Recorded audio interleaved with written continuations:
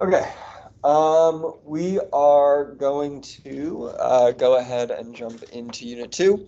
So the next couple of units that we're going to be looking at are going to be kind of taking the framework that we built up in Unit 1, kind of those general notions of what are functions, how do they behave, and try and see how specific examples of functions fit into this framework. So we're going to be starting by looking at polynomials.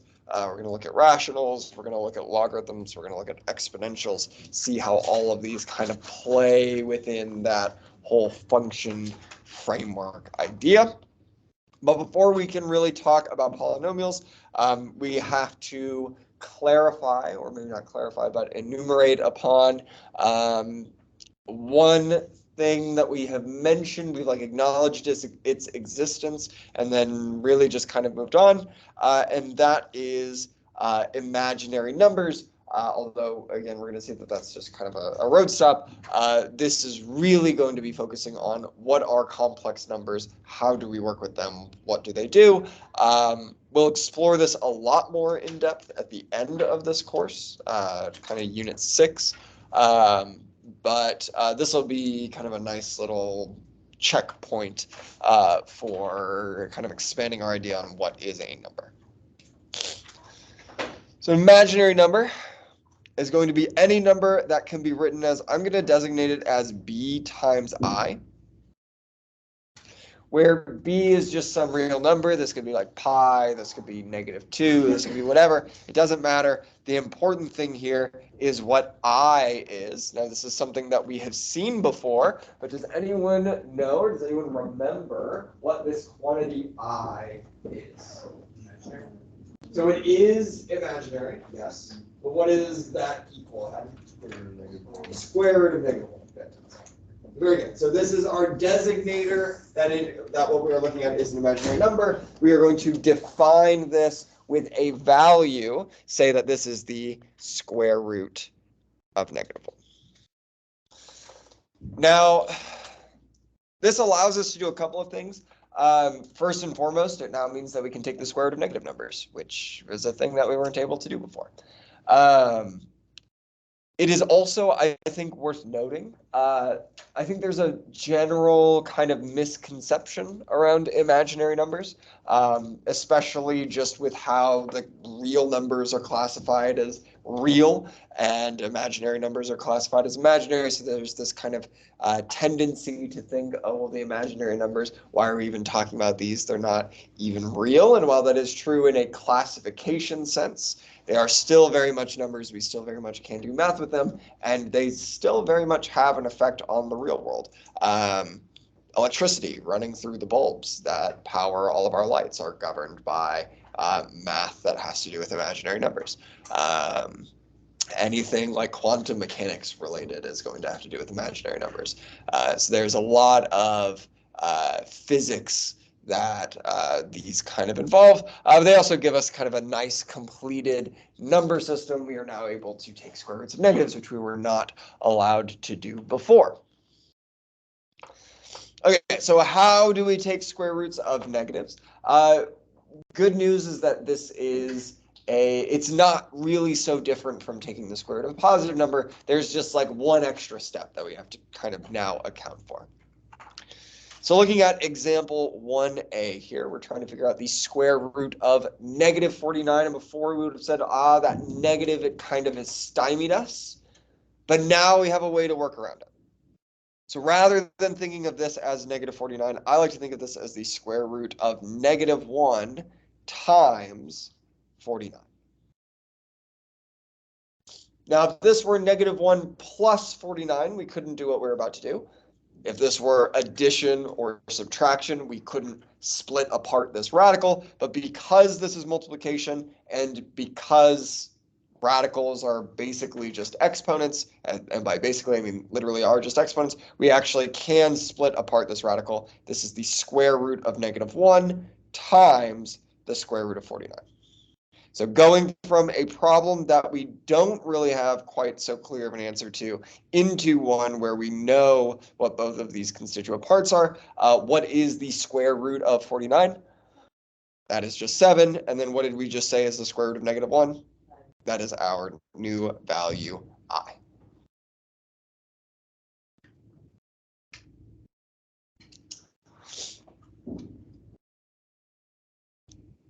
Okay, so that's nice and all for negative square roots, numbers that we could normally take square roots of.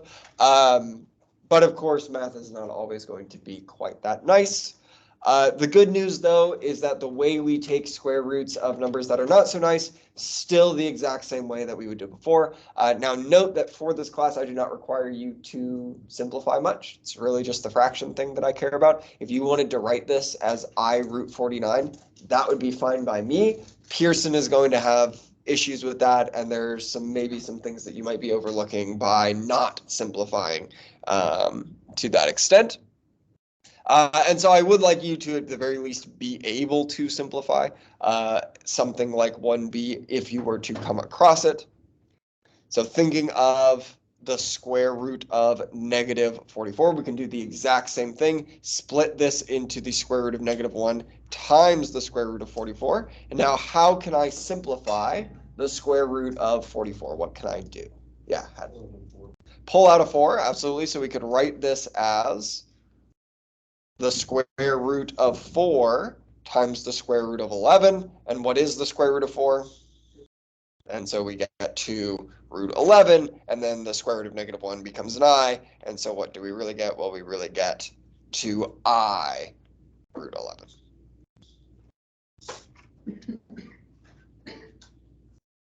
Okay, the order here doesn't really matter. You could write this as 2 root 11 times I, and that would be fine. I prefer writing it this way just so it's really, really clear that we are not taking the square root of I. That I is on the outside of the radical. This is kind of our really easy way to say that this is in fact what's going on. Okay, so that's one way. That's really good. Does anyone know the other way? So for instance, what if maybe the number wasn't so obvious what we were splitting it into? Maybe we split it apart and we don't end up with a perfect square. What could I do then? What's kind of our go-to surefire 100% will work all the time method? Say again? We're not really doing GCF stuff per se. Something to do with factors.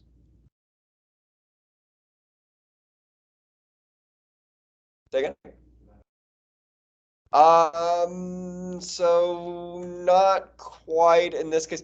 This is just like a general thing. What can we do? We can always take a number and write it as a product of prime numbers. So for instance, we could take the square root of 44 and write this as the square root of 2 times 2 times 11. Right? Maybe we started out with 2 times 22, and then we noticed, well, 22 is really 2 times 11, so we end up with 2 times 2 times 11. Take that prime factorization, and then the kind of morbid way to think about what's going on here is if we're trying to break out of radical jail, we need a buddy in order to do so, and one of us is able to make it to freedom on the outside, but unfortunately our buddy dies along the way. And so one of our 2's is able to escape, the other 2 ends up fading from existence, and you end up with a 2 on the outside of radical jail, root 11. You can extend this to other radicals as well. You could think of like cube roots as being like a higher security prison. Now you need 3 buddies, but only one of them is able to make it to the outside. Fourth roots would be you need 4 buddies in order to make it out. But I find that that is a good way that kind of sticks in people's brains. It's thinking you need a friend to escape, one person gets out, other person doesn't quite make it. 11 doesn't have a friend, so 11 doesn't even get to try to escape. 11 just stays.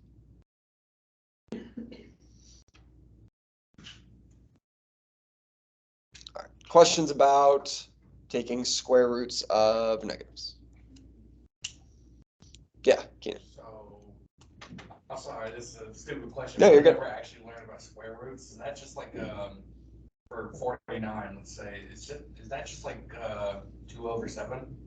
Yeah. So thinking Itself times itself. exactly. So if a number squared is multiplying a number by itself, taking a square root asks the question of how do we get to what we got by multiplying two of the same numbers together. So in this case, the fact that 7 squared equals 49 is basically the same thing as saying that the square root of 49 equals 7. That if I were to multiply 7 by itself, I would get 49. It's two different ways to say that same thing. Yeah, exactly. Good question.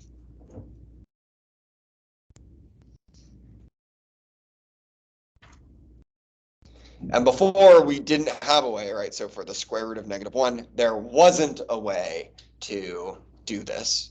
There are no two numbers together that I have that can multiply to make -1. And now we're saying, well, actually, what that is I. If I multiply I by itself, I will get -1, which is a little bit of a spoiler for what's ahead, but that's fine. The good news for what we are working with is that for the most part, what we are doing is going to be very, very predictable. And by for the most part, I mean like for 3 of our 4 kind of standard operations, for addition, subtraction, multiplication, it's going to very much follow what you would expect.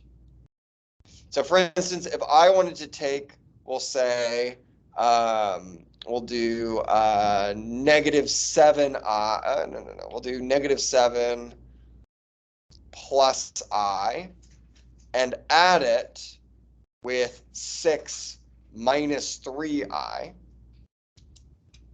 then how would I go about doing this addition? What would I end up doing here? Yeah, combine the real bits and combine the imaginary bits. So what is the real piece of this sum going to be? -7 plus 6, which just equals -1. And what is the imaginary bit of this going to be? -2i. So I minus 3i gives us a -2i, and that's it. That's the sum.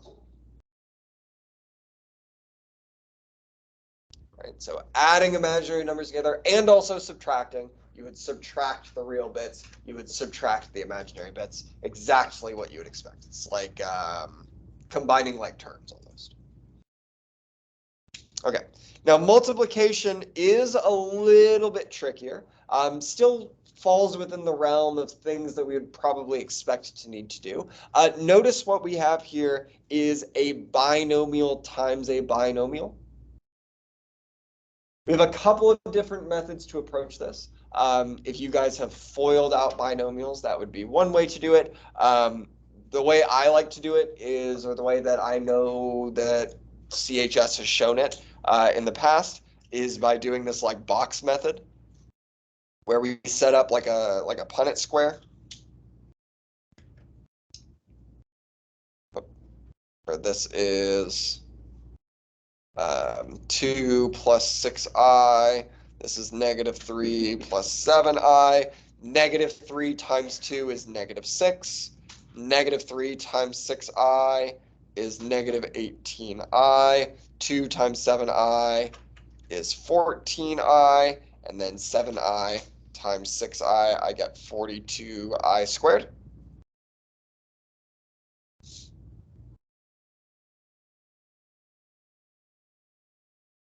Like boiling, but rearranged. We can line that up and combine some like terms. So for instance, I end up with -6. 14i minus 18i is going to turn into a -4i. And then I end up with a plus 42i squared as well.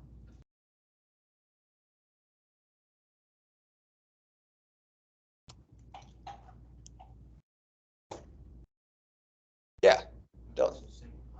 Yeah, so what's the problem with what we have here? Does it look like, oh, well, I guess I should have mentioned, sorry, we kind of just jumped ahead from talking about imaginary numbers. The numbers that we are working with here, where we have one real component and an imaginary component. We've already looked at these before. These are our complex numbers. So complex numbers, these are a plus bi, where a and b are just real numbers. And we see they add, they're going to multiply exactly how we'd expect. And the problem that we run into is, does what we have look like it is in this form of a plus bi? No, what's wrong with it? What's different about what we would like to have here and what we see down here? What's the difference? Yeah, we've got this I squared term that we need to deal with. Okay. Yes. Negative 18i plus 14i is negative 4i. Yeah. So the negative 18 is here, like built into that negative 4i.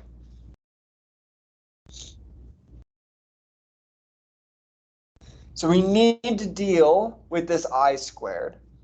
Good news is that's fairly not too bad, surprisingly. What did we say I is?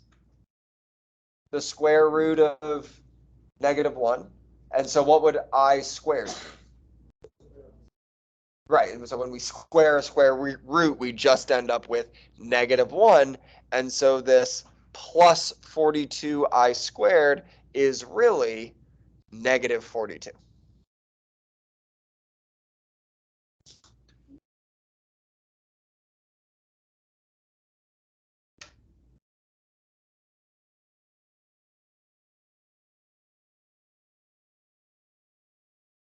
And now we can combine that real number with our other real component, negative 6 minus 42. I get negative 48 minus 4i.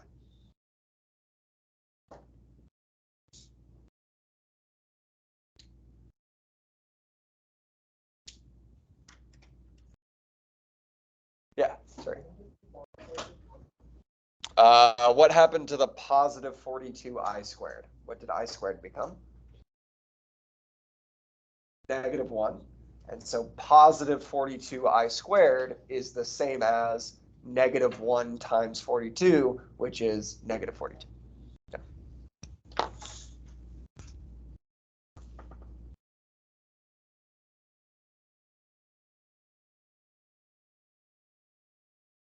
Negative 6 minus 42 is negative 48. So that's where that negative 48 is coming from.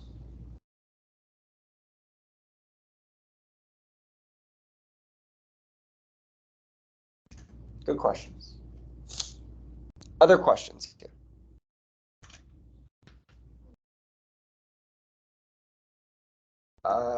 Distributing and the Punnett square are the same thing, ultimately. If you would rather FOIL it out and you can remember to do all the steps, then that's fine. I just know that CHS Algebra 1 and 2 don't really show foiling anymore. They really do put a lot of emphasis on this like whole Punnett square thing. So if you FOIL, then you can FOIL it, and that's great, and you get the exact same thing. But also you can do the Punnett square way, and that's also fine because it's also the exact same thing. Yes, see.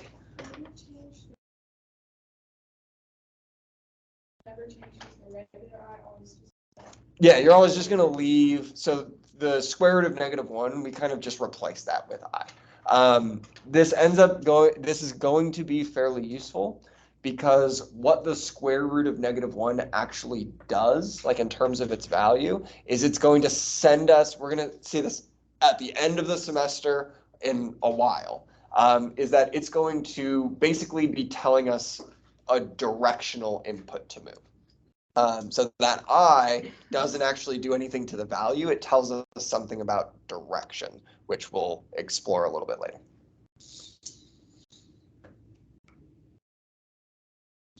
And by a little bit later, I mean like November or December. So towards the end of this course, we'll look at that. But yeah, like, is there anything wrong with writing negative 4 root -1. No, it's technically the same thing, but it's just better practice to write it as I. Better practice in quotes. It's just easier to write, less things to have to write. All right. Other questions here?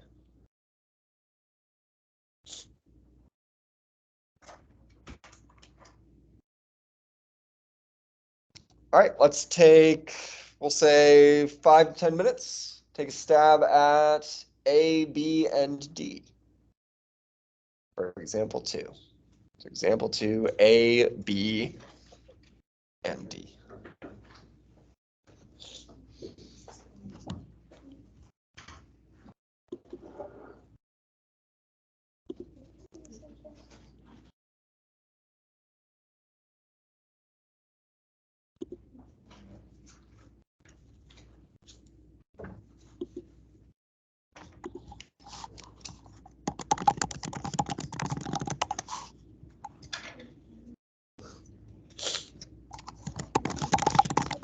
Yeah. Yeah, go for it.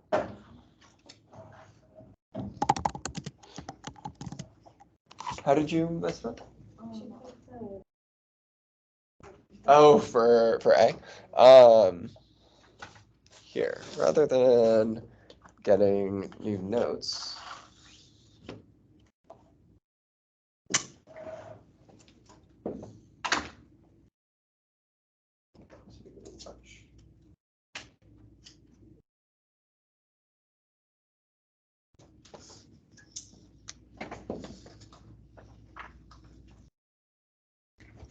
It's whiteout table. Love it.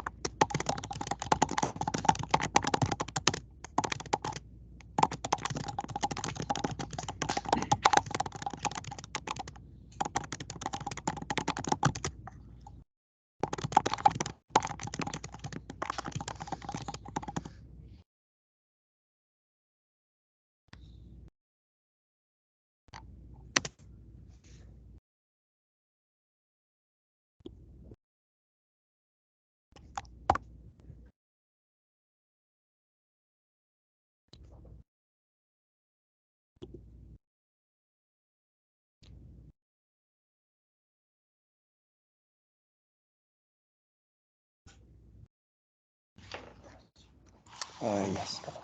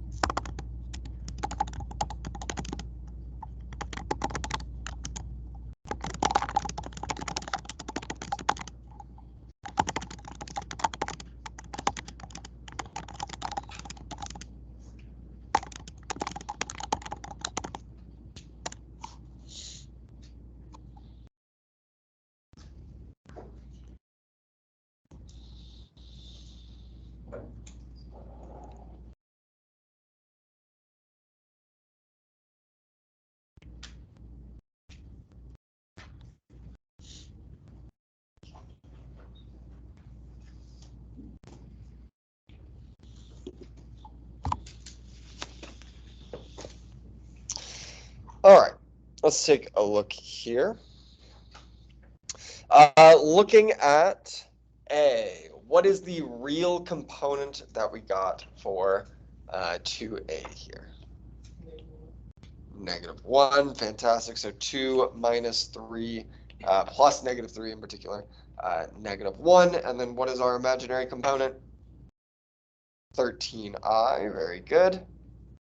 For B, what is our real component? -9, fantastic. And then be a little careful on this one. What is our imaginary component? +2i, very good. Noticing that we are subtracting both the imaginary components and the real components. So 3 minus 12 is -9, -4 minus -6 is +2i.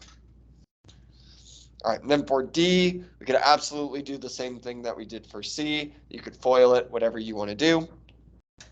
When I do the Punnett square, what I get is, this is 3, -4, it's 12, -6. I get 36, 36 minus 48i, minus 18i plus 24i squared. But what happens to 24i squared? Becomes -24, and so 36 minus 24, I get 12, and then -48i minus 18i, I get -66i.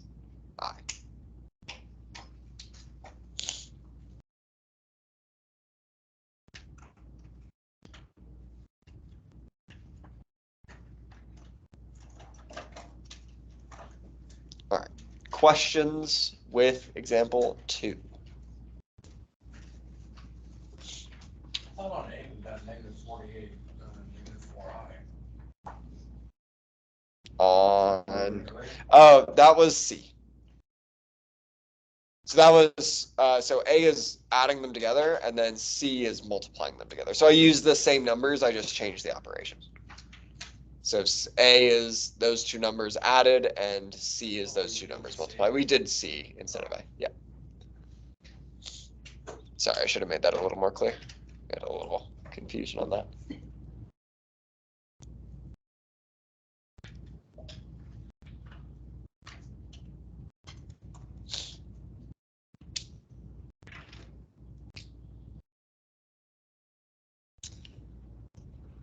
All right. Now, unfortunately, division is its own separate beast when it comes to complex numbers. This is nothing like what we have done before with division. It's not even the same question that we are attempting to answer. Yes?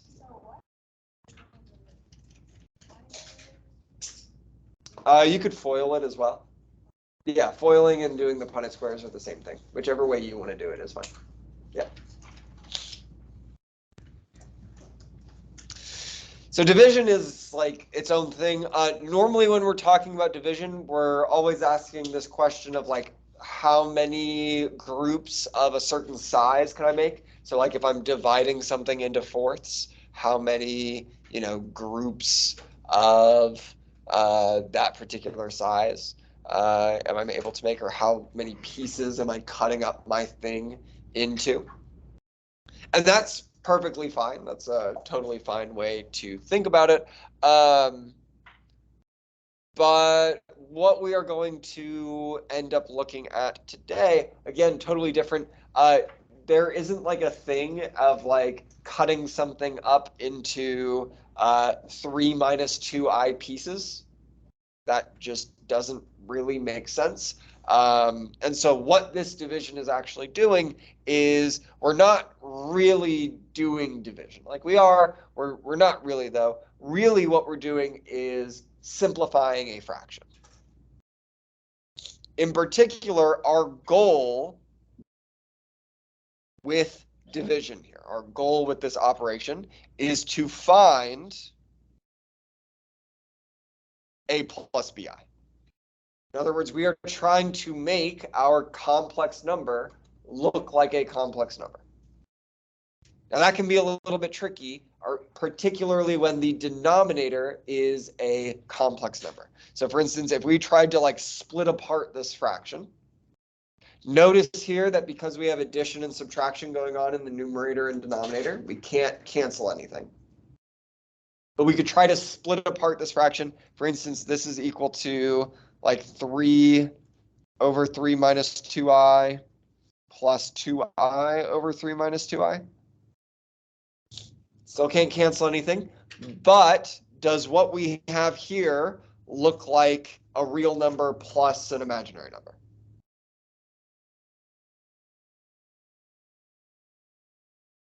Do we have something that looks like a real number here? Anything without i's? Well, but is it just the 3 on its own? No, it's the 3 over some kind of complex number. And so this is not in the form a plus bi. This isn't going to be good enough. We have to do a little bit more. Okay, so splitting the fraction doesn't quite work. And in fact, we're really going to struggle here as long as our denominator is complex. So Haddon, do you have an idea? Okay, so that is an interesting idea. So what's the goal with multiplying by 3 minus 2i over 3 minus 2i here? To hit the denominator in order to like square the i.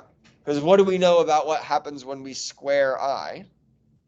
It becomes negative 1. In fact, it goes from an imaginary number into a real number.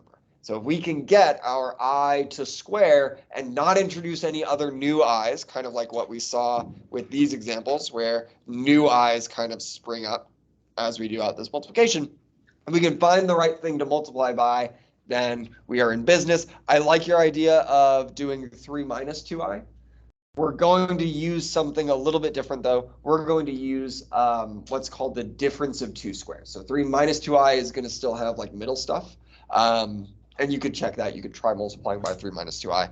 But in particular, if I want to take a plus bi, this generic complex number, and make the i's go away, I'm going to multiply by a minus bi.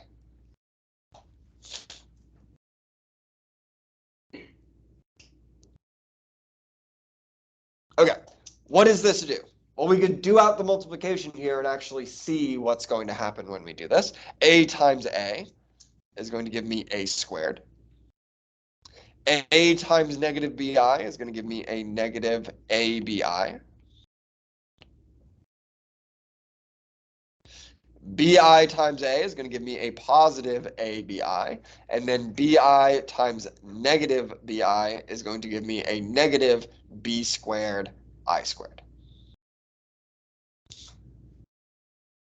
So a squared here is just a squared. Negative abi and positive abi cancel. And then what does negative b squared I squared become? Well, I squared is just the same as negative 1. And so negative b squared, this is just going to become positive b squared. And do I see any more i's? No, this is just a real number. So Haddon's idea, really, really, really close. What we're going to do, instead of multiplying by 3 minus 2i, we're going to multiply by 3 plus 2i in order to get that kind of cancellation to go on. Now, the fact that we are multiplying by 3 plus 2i, this is a bad example for this reason, has nothing to do with the numerator. The fact of the numerator is complete coincidence. It's complete coincidence. We are only focusing on the denominator. In particular, what we have found is what is called the complex conjugate of that particular imaginary number. So, for instance, if we have a complex number, a plus bi, the complex conjugate is just a minus bi. We just switch that positive to a negative or that negative to a positive.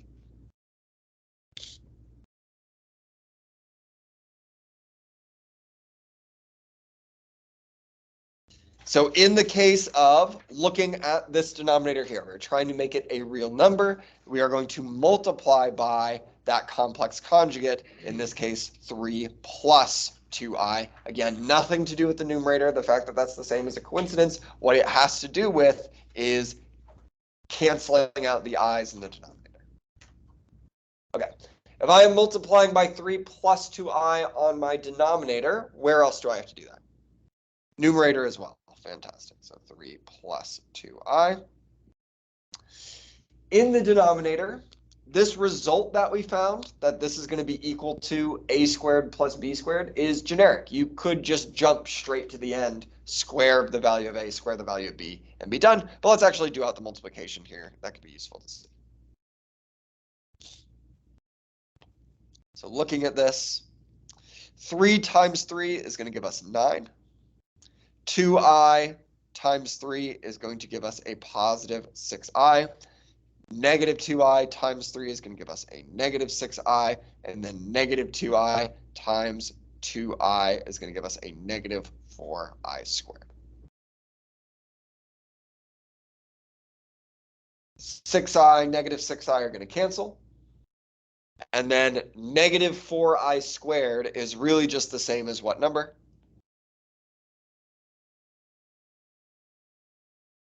Positive, not positive 4i, but positive 4 without any i's. So positive 4 plus 9, that's going to give us a denominator of 13. So in this goal of finding a plus bi, what we're really doing is we are trying to make the denominator real. And so to that end, because complex denominators are annoying, getting this denominator to be that real number. Okay, and then we just have to see what happened to the numerator while we were doing what we were doing to the denominator. Okay, 3 times 3 is 9. 3 times 2i is going to be plus 6i. I have 2 of those. And then 2i times 2i is going to be a positive 4i squared. Positive 4i squared is going to become the same as negative 4. Very good. 9 minus 4 is 5. And then 6i plus 6i is 12i. And what we have here is super, super close to correct. And if you got this far, then you're doing great. One little kind of tweak that we want to make, though, if our goal is to get this into a plus bi, a real number plus some kind of imaginary component, then we need to split apart this fraction. In other words, we would write this as 5 over 13 plus 12 over 13i. Not because that changes the value of anything, just so that we can really, really clearly see that, oh, hey, by the way, this part is A and this part is B. It's really clear what A and B are.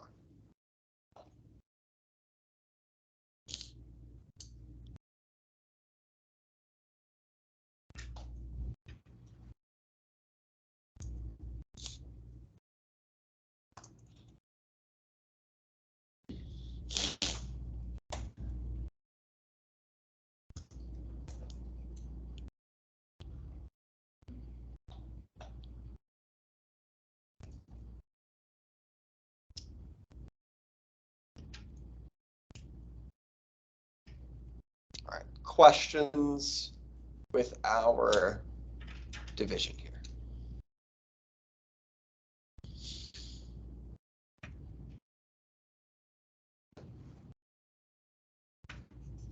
Should we look at one more? Just to kind of get a better feel for it. All right, let's take a look at C here. So our goal, again, we're trying to make the denominator real. What do I need to multiply this denominator by? 6 minus 2i. If I'm doing it to my denominator, I need to do it to the numerator as well. All right, fantastic. Denominator. 6 times 6 is 36. Negative 2i times 6 is negative 12i.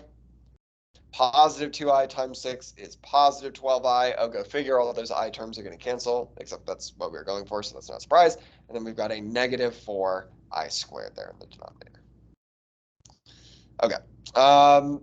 Negative 12i, positive 12i cancel. Negative 4i squared turns into positive 4. And so 36 plus 4, I get that my denominator here is 40. Okay.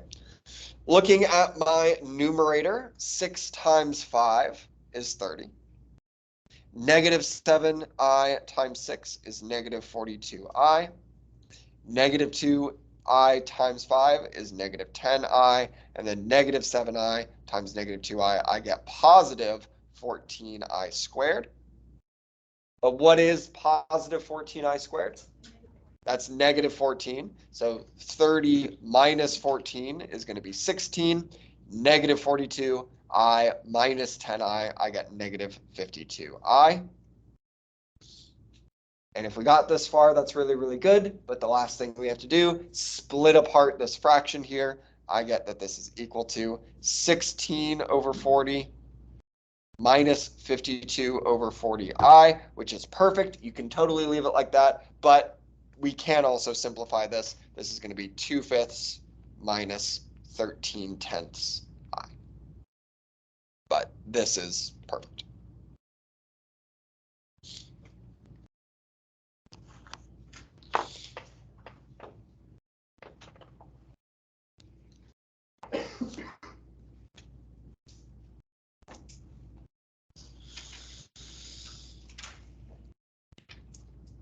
Questions here?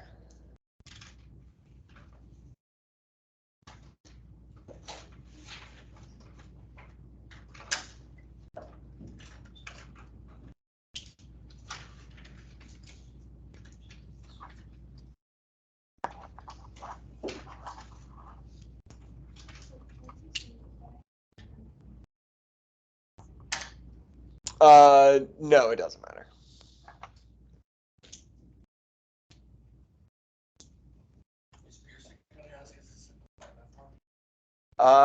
Pearson probably would ask you to simplify all the way down, yeah.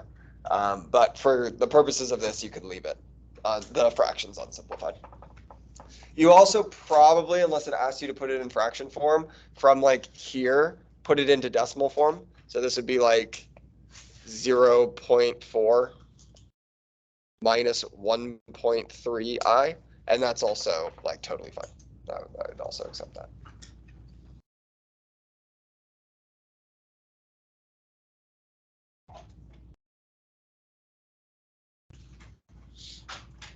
And maybe Pearson would be more receptive to that, I'm not sure.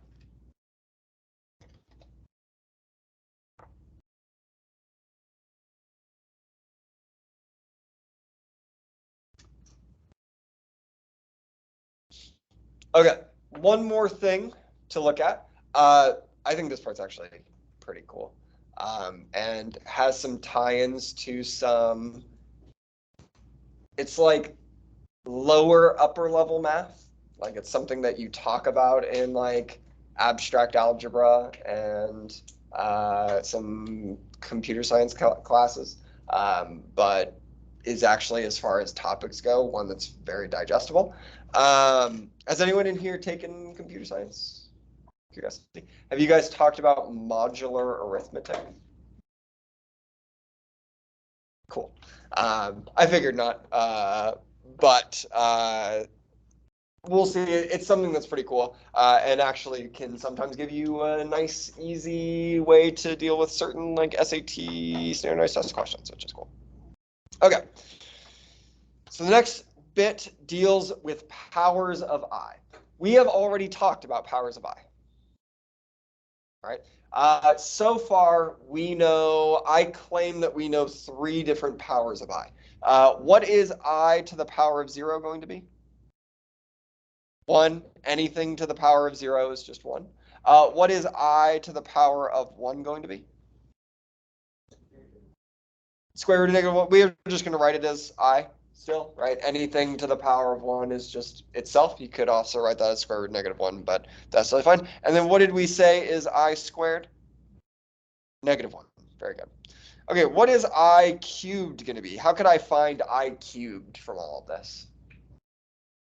Yeah, so this is like I times I squared. Well, I squared is just negative 1, and so this is absolutely going to be negative I. And then what is I to the 4th going to be? That's 1. This is going to be like I squared times I squared, which is like negative 1 times negative 1, which is positive 1. What is I to the 5th going to be?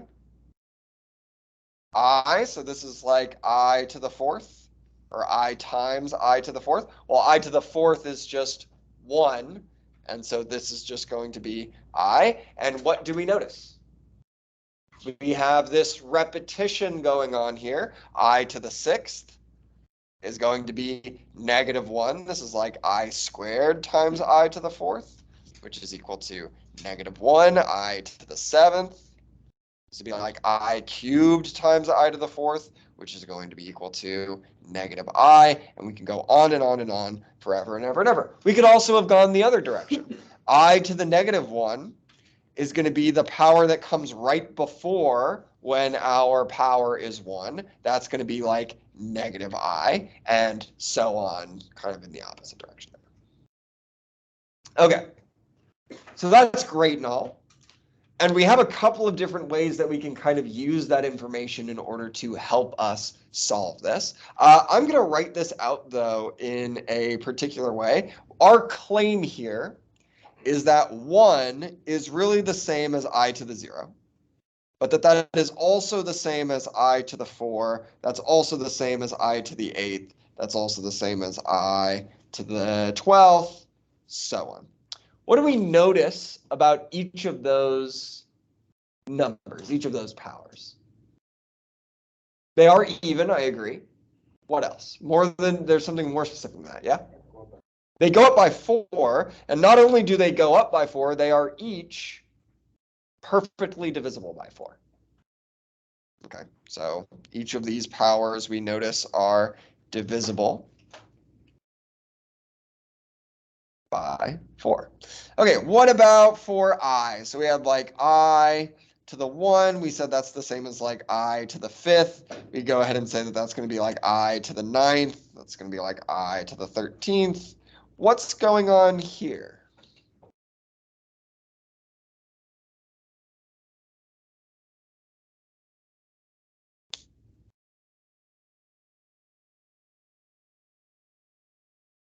So we're still just adding 4. So the spacing between each of these is exactly the same. But what's the difference going to be when we say try to do what we did before? What's going to happen when we try to divide by 4? It's not going to work. So it's not going to divide evenly. What is always going to be the remainder? It's always going to have a remainder of 1. So not divisible by 4, specifically when dividing by 4, we have a remainder of 1. Okay, well, what about for like I squared? This would be like I to the 6th. This would be like I to the 10th. We said this is all equal to negative 1. I to the 14th. What do we notice here? So it still goes up by 4. So we still have that even spacing. And what else can I say? When we divide by 4, we get a remainder of 2. Another way of saying that something is divisible by 4 is saying what? When we divide by 4, what is our remainder?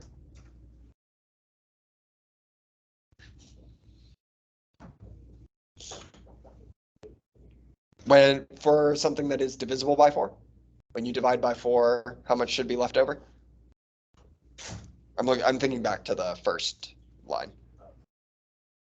Yeah, there's no remainder. The remainder is 0. If I divide 4 by 4, I get 1 with a remainder of 0. We don't really think about it in terms of remainders because it's evenly divisible, but that's fine. And then we've got one more. Let's think of negative I, which we said is like I cubed, which will be like I to the 7th, which would be like I to the 11th, so on and so forth. What do we notice?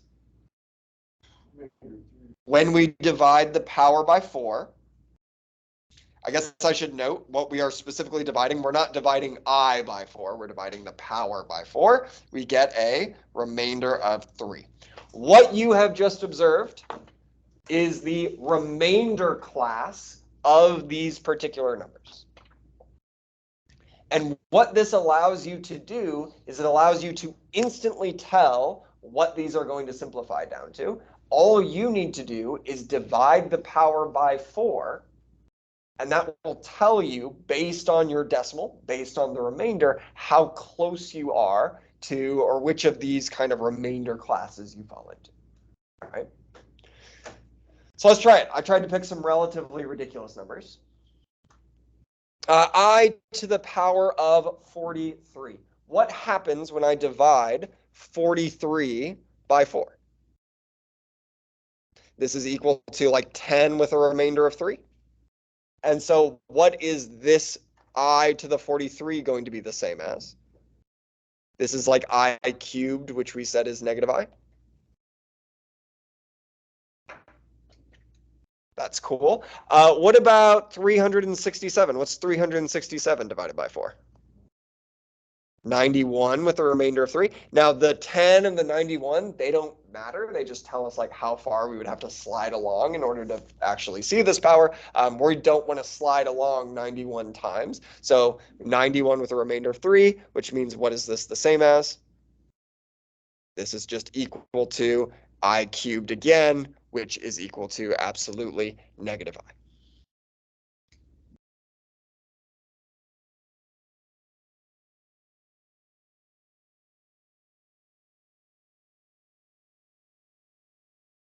Yeah, so the fact that the remainder is 3 when we divide by 4 tells us that we are in this kind of last row here.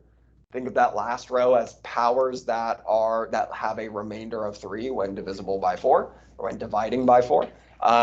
And so all of those are equivalent to one another, and all of those are equivalent to negative I.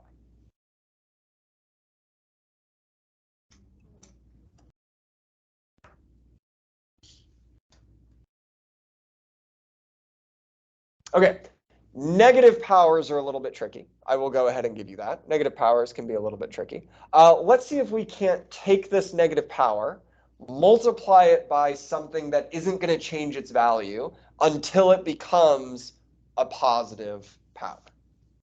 Right? What could I multiply I to the negative 3 by that wouldn't change its value?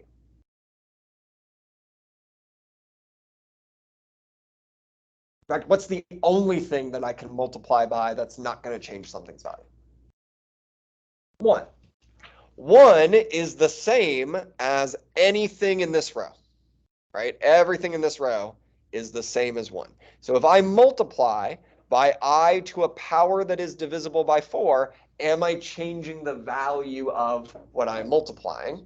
The answer is no, because we're multiplying by 1. Okay. So we could pick any power or any number that is divisible by 4 here. Probably the easiest one is 4. Our goal is just to make this power positive, right?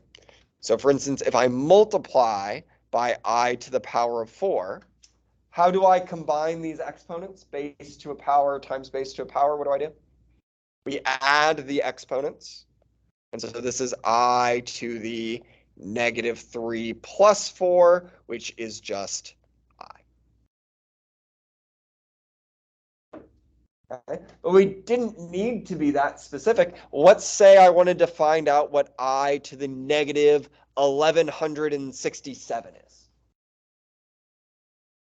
That's a pretty tricky one, but we just need to pick a number that is divisible by 4 that we can multiply I to this power by. I think a nice easy one is like multiply this by I to the 1200. Pretty clearly divisible by 4. And so when we do this, we get that this is really the same as I to the 33.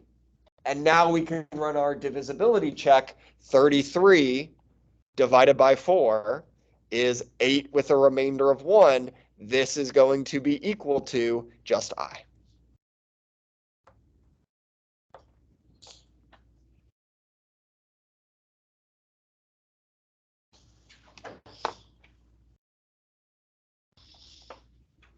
So a question that not necessarily like super hard, like we could have certainly gone out to I to the 376 by hand.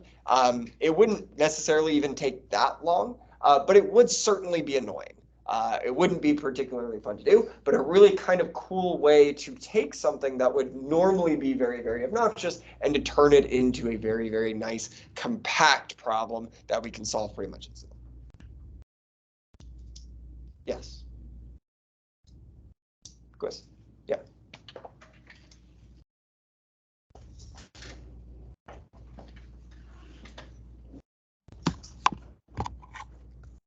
All right. Questions here with anything from 2.1?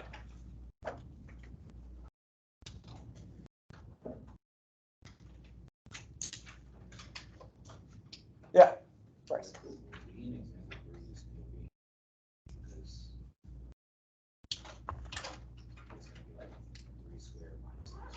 So it'll become 3 squared minus 3i squared. So it'll become 9 plus 9 instead of 9 minus 9. And so you get 18 as your denominator. Yeah. Yep. So the I is also square. So that's why normally difference of two squares is a squared minus b squared. In the case of imaginary numbers, b squared has an I in it. And so it becomes a squared plus b squared. Yeah, good question. All right. Let us then so we have on Pearson